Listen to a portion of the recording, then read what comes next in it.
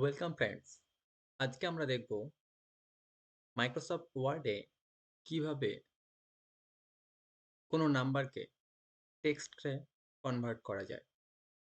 তো চলুন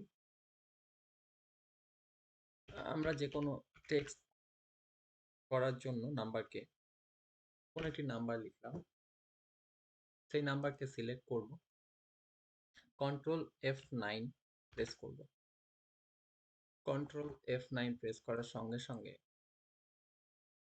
আমার এখানে সেকেন্ড ব্র্যাকেট চলে আসবে, ইকুয়াল সাইন দেব, ব্যাকস্ল্যাশ দেব, অ্যাস্ট্রিক চিহ্ন দেব, CARTTEXT, রাইট মাউস ক্লিক করব, আপডেট ফিল্ড। দেখুন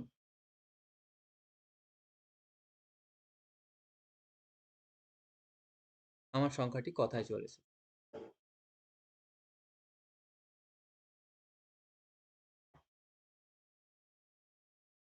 আপনাদের সুবিধার্থে আর একবার দেখাই আমি কোন একটি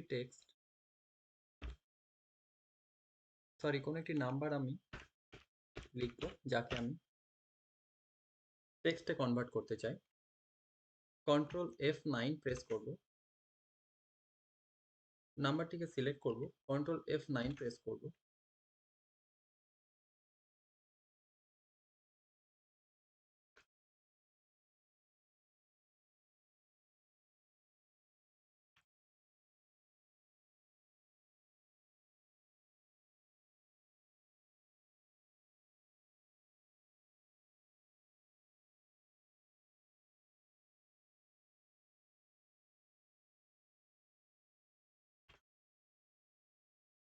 ইকুয়াল সাইন দেব,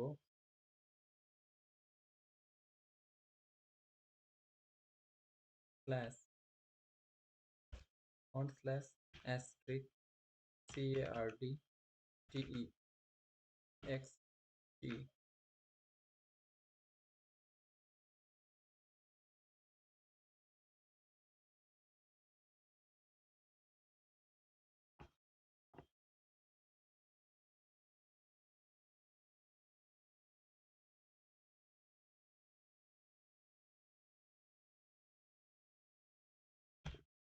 equal sign font slash asterisk CARTTEXT, right mouse click, update field.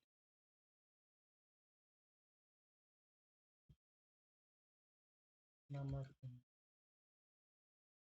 Update field, একটি নির্দিষ্ট নাম্বার পর্যন্ত এটি হয়। সেই নাম্বারটি হলো, এই অপশনটি কাজ করে 9,99,999।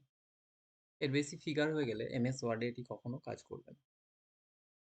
তো চলুন আমরা পরের টিপসে যাই। এবারে আমরা দেখব মাইক্রোসফট ওয়ার্ডে কিভাবে আমরা টোটাল করতে পারি। আমরা যে ঘরে টোটাল করতে চাই সেই ঘরে কার্সার রেখে লেআউট অপশানে যাব। লেআউট অপশানে যাওয়ার পর ফর্মুলায় যাব,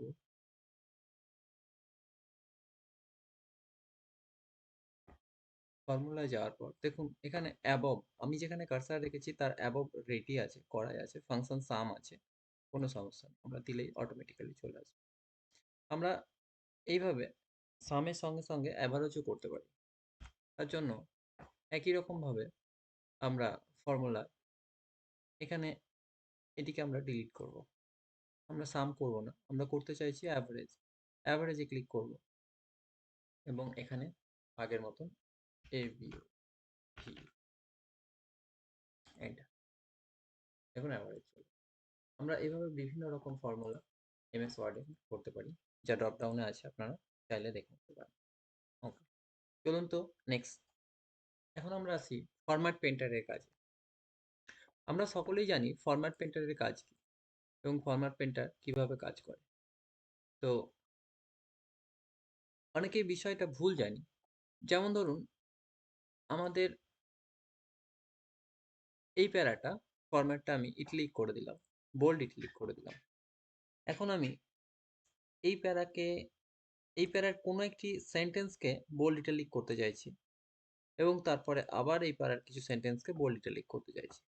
তো আমরা জেনারেলি যাকে যার মতন করতে চাইছি তাকে সিলেক্ট করে ফরম্যাট পেন্টারে ক্লিক করি এবং সেখানে ক্লিক করে তাকে করি সেই সেন্টেন্সকে। কিন্তু দেখুন তারপরে যদি আমি করি, হবে না। আমরা এই বিষয়টি এখানে শিখব। আমার একই সঙ্গে 4টে বা 5টা প্যারাতে যদি সেম ফরম্যাট প্রয়োজন হয় তাহলে আমি কিভাবে করব? সিম্পল প্রসেস একই। আপনারা প্রথমে যেমন করতে চাইছেন সেই ফরম্যাটটিকে চুজ করুন। আমি এই ফরম্যাটে করতে চাই বিভিন্ন প্যারার বিভিন্ন সেন্টেন্সকে। সো আমি এখানে কার্সার রেখে আমি এই ফরম্যাট পেন্টের উপর ডবল ক্লিক করব। দেখুন ডবল ক্লিক করার সঙ্গে সঙ্গে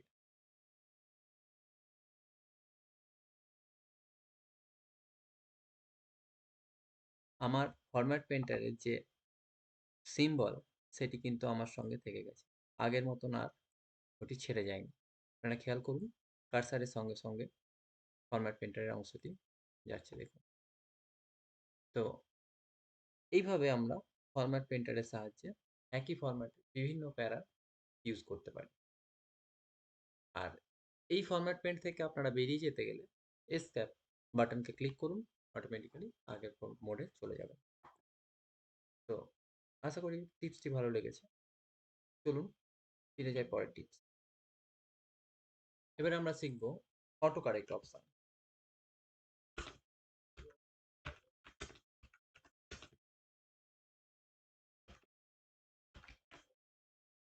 আমরা কিভাবে কোনো একটি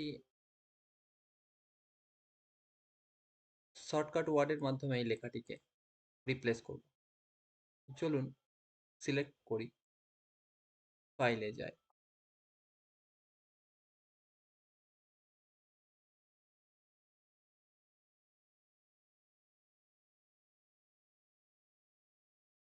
অপশানে যাই,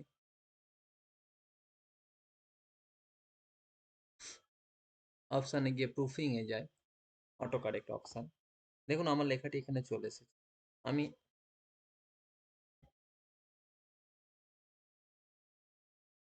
I I L I L I L M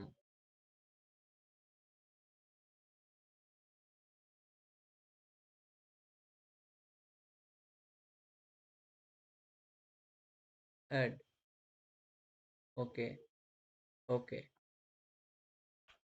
আমরা এটাকে ডিলিট করি।